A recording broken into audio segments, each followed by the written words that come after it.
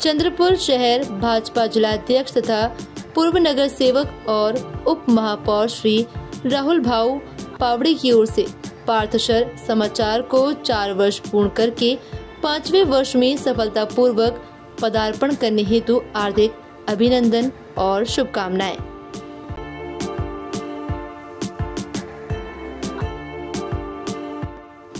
Hotel ND Chandrapur तथा ND bakers की or से और अशोक भैया हसानी एवं हसानी परिवार की ओर से पार्थशर समाचार की 4वीं वर्षगांठ पर हार्दिक शुभकामनाएं।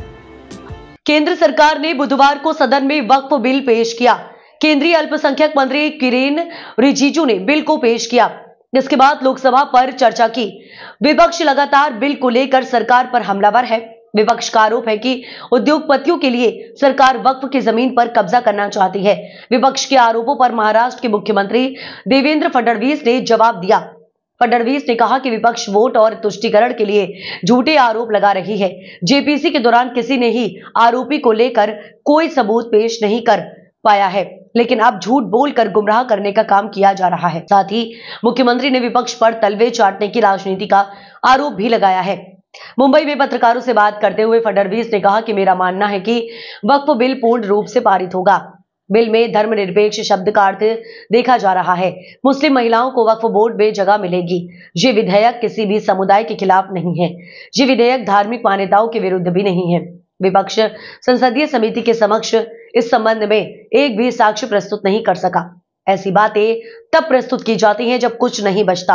अगर विपक्ष अपनी छाती पर हाथ रखकर सोचे तो उसे पता चलेगा कि विपक्षी दल इसका विरोध इसलिए कर रहे हैं क्योंकि वो वोट पाने के लिए लाचार हैं। फडणवीस ने कहा कि वे वोटों में हेराफेर करने के लिए इस विधेयक का विरोध कर रहे हैं। बोर्डाची ती त्या जमिनीवरती कुठेतरी ती सगळी जमीन उद्योगपतीच्या घशात घालायची, यासाठी या बिलामध्ये सुधारणा करायच्यात असं कुठेतरी विरोधकांचं म्हणणं आहे। विरोधक या संदर्भातला एकही पुरावा किंवा मुद्दा हा जॉईंट सिलेक्ट कमिटी पुढे आणू शकले नाही। किंबहुना जॉईंट सिलेक्ट कमिटीमध्ये ते निरुत्तर झाले। 25 राज्यांनी ज्या सुधारणा दिल्या होत्या त्या सगळ्या विचार करून या सुधारणा करण्यात आलेल्या आहेत। जेव्हा काही उरत नाही, कुठलंही आर्ग्युमेंट उरत नाही, त्यावेळी अशा प्रकारच्या गोष्टी मांडल्या जातात।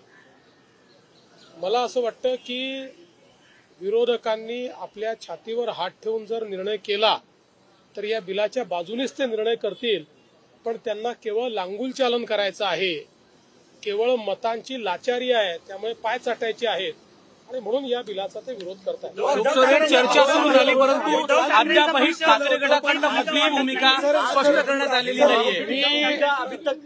मी पहिल्यांदा सांगितलेलं आहे, ज्यांची सतसत विवेक बुद्धी जिवंत असेल आणि विशेषतः उबाठाच्या संदर्भात जर हिंदू हृदय सम्राट शिवसेना प्रमुख बाळासाहेब ठाकरे यांच्या विचारावर अजूनही चालण्याची त्यांची इच्छा असेल तर मला अपेक्षा आहे की ते बिलाला समर्थन देतील, या बिलाचा विरोध करणार नाही।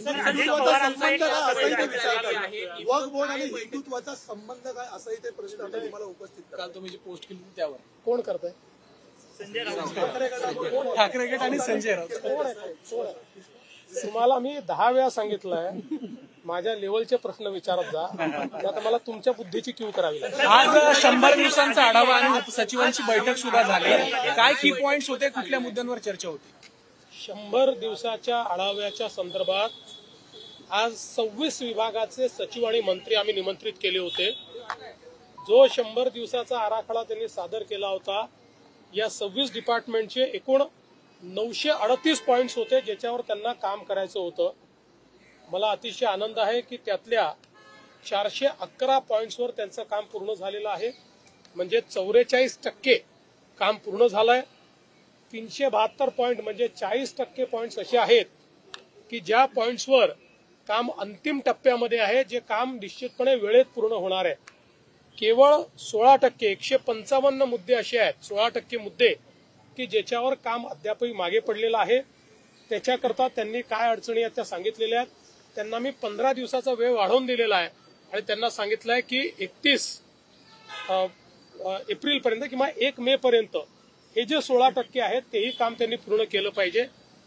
दुसरं विभागांना मी सांगितलेलं आहे 1 मेला प्रत्येक विभागाने आपल्या वेबसाईटवर आपण 100 दिवसाचा काय प्लॅन केला होता, त्यातला किती प्लॅन एक्झिक्यूट केला, जो नाही झाला त्याची कारणं काय आहेत हे प्रकाशित करायचं आहे. त्यामुळे मीडियाला देखील ते उपलब्ध असेल की 100 दिवसाचा कार्यक्रम किती यशस्वी झाला याची पूर्ण माहिती ते देणार आहेत. आता 22 डिपार्टमेंट आमचे उडलेले आहेत, ज्या 22 डिपार्टमेंटचा आढावा उद्या आम्ही घेणार आहोत. वीज बिलांच्या संदर्भामध्ये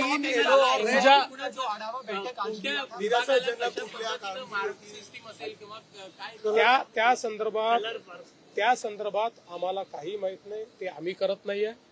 आम्ही क्वालिटी काउन्सिल ऑफ इंडियाला हे काम दिलेलं आहे. क्वालिटी काउन्सिल ऑफ इंडिया यांनी त्यांची मानकं ठरवलेली आहेत, मार्किंग सिस्टीम ठरवलेली आहे. त्यांचा जो रिपोर्ट असेल त्या रिपोर्टवर आम्ही आमचं काय म्हणणं आहे किंवा काय रँकिंग आहे ते ठरवू. भाजप आमदार वक्तव्य जे आहे ते चर्चेलं जातं अजितदादांचं.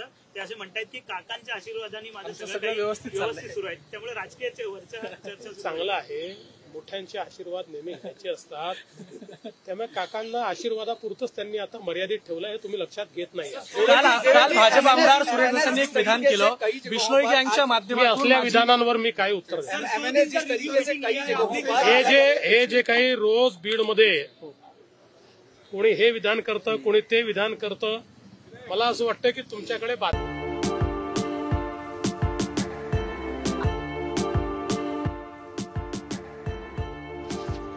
कांग्रेस नेता तथा राज्य के पूर्व नगर अध्यक्ष श्री अरुण भाऊ धोटे की ओर से पार्थशर समाचार को 4वीं वर्षगांठ के उपलक्ष्य में हार्दिक शुभकामनाएं तथा 5वें वर्ष में पदार्पण करने हेतु हार्दिक अभिनंदन।